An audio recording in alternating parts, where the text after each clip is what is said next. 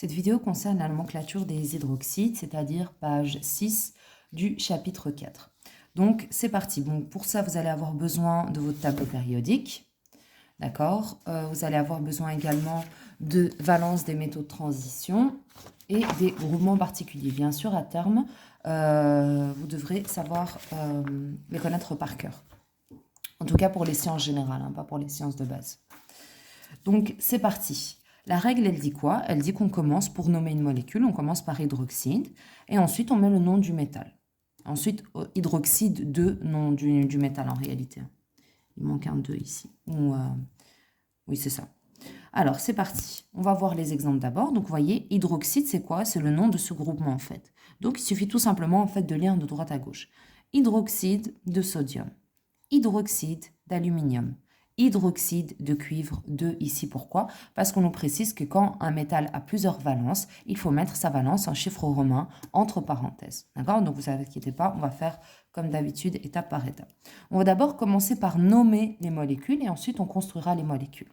Donc ici, on écrit ce qu'on lit tout simplement. Donc, comme d'habitude, on lit de droite à gauche, on lit hydroxyde de fer. Donc on écrit hydroxyde de fer. Ensuite, on se demande si le métal qui est ici a plusieurs valences possibles. Donc, on va regarder dans le tableau périodique. Est-ce que le fer fait partie de ces atomes qui ont plusieurs valences? C'est un métal de transition, donc il a plusieurs valences potentiellement. On va regarder dans cette feuille-là. Le fer, il est ici. Il peut être soit de valence 2, soit de valence 3. Okay? Donc, il va falloir déterminer quelle valence il a dans cette molécule-là. Et comme d'habitude, la méthode qui permet de déterminer les valences à partir des indices, c'est la méthode du chiasme inverse. Donc, c'est parti. Tac, tac.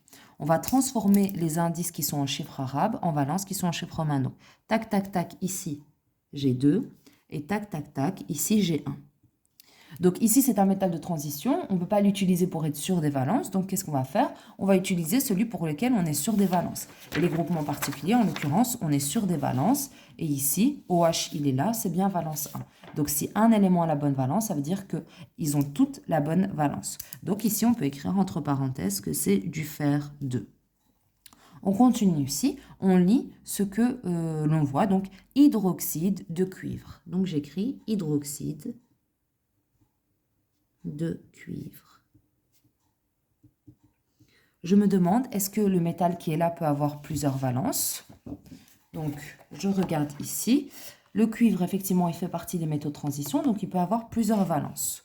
Donc, je vais regarder ici dans mes valences des métaux de transition. Le Cu, il est ici. Il peut être valence 1, il peut être valence 2. Ça veut dire que je vais devoir déterminer quelle valence il a dans cette molécule. Donc, c'est parti. Je fais le chiasme inverse, comme d'habitude. Donc, je transforme les indices en valence. Donc, tac, tac, tac, ici, c'est 2. Tac, tac, tac, ici, c'est 1. Donc, comme d'habitude, je vérifie grâce à l'élément pour lequel je suis sûre de la valence, c'est-à-dire le groupement particulier. OH, c'est bien valence 1. Donc, ici, si un élément a la bonne valence, ça veut dire qu'ils ont tous la bonne valence. Donc, ici, le Cu, il est valence 2. Donc, j'écris ici valence 2. Et enfin, celui-là, donc j'écris ce que je lis, hydroxyde d'aluminium. Donc, j'écris hydroxyde d'aluminium. D'aluminium.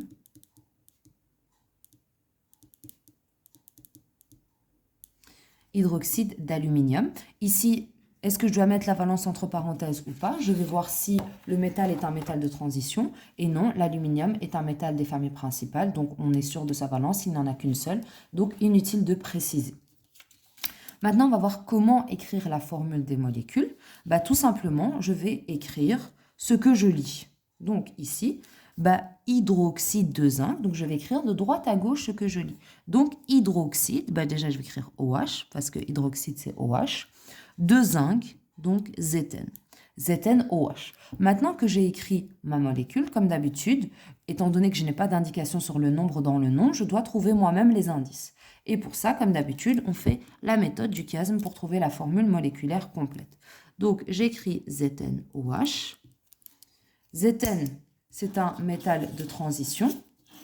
Il est au milieu. Donc, je sais que sa valence, ici, je regarde, ici, c'est sa valence, c'est 2. Donc, j'écris 2 ici.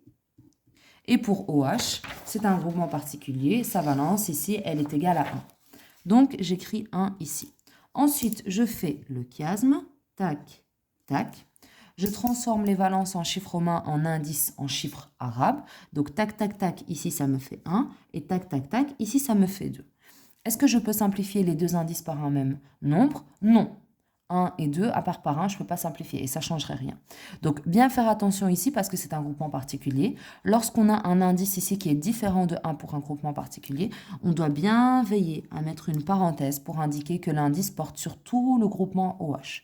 Donc, la formule moléculaire de l'hydroxyde de zinc, c'est ZnOH pris 2 fois. OK? C'est parti maintenant pour l'autre. Pour ici, hydroxyde de magnésium. Donc, j'écris ce que je lis, hydroxyde de magnésium. Comme d'habitude, pour déterminer la formule moléculaire, je dois faire la méthode du chiasme. Donc, j'écris MgOH. Ensuite, je mets les valences en dessous. Donc, Mg, c'est quoi? Il est où dans le tableau périodique? Il est ici. Deuxième colonne, donc il est valence 2. Donc, j'écris en bas valence 2. Et pour l'hydroxyde, c'est un groupement particulier. Première colonne, donc valence 1. J'écris hydroxyde valence 1. Ensuite, je fais le chiasme. Tac, tac. Je transforme les valences en chiffres romains en indices en chiffres arabes. Tac, tac, tac. Ici, ça me donne 2 et ici, ça me donne 1. OK? Donc, est-ce que je peux simplifier les deux indices par un même chiffre? Non. Donc, ici, le 1, ça se simplifie. Et ici, étant donné que j'ai un groupement particulier, je dois mettre une parenthèse. Okay? Parce que l'indice est différent de 1. Donc, la formule moléculaire de l'hydroxyde de magnésium, ça va être MgOH pris 2 fois. OK? On va passer maintenant à l'hydroxyde de plomb. Donc, hydroxyde de plomb, Pb. Donc, pour déterminer ma formule moléculaire, comme d'habitude, PbOH, je le fais au brouillon. Donc, Pb, donc je sais ce que vous allez me dire, il est ici. Pourquoi est-ce que c'est pas valence 4? D'accord, c'est une exception, les gars. C'est un petit peu compliqué pour l'instant, mais voilà. Hein. Sachez juste que, voilà, je vous donnerai les valences. Quand je vous donne la valence, vous faites celle-là. Quand je ne vous donne pas de valence, bah, vous faites celle qui est dans le tableau périodique. D'accord? Qu'est-ce que j'allais dire? Donc, hydroxyde de plomb, donc c'est valence 2. Je note valence 2 ici. Et ici, hydroxyde, c'est valence 1. Donc, je note 1. Je fais le chiasme. Tac, tac. Je transforme les valences en indices. Donc, tac, tac, tac, ici, ça me donne 1. Et tac, tac, tac, ici, ça me donne 2. Je mets une parenthèse car l'indice est différent de 1. Et donc, la formule moléculaire de l'hydroxyde de plomb 2, ça va être PbOH pris 2 fois. Donc, vous voyez que c'est assez simple finalement. C'est juste du drill, du drill, du drill. Et puis, la technique va entrer dans la tête.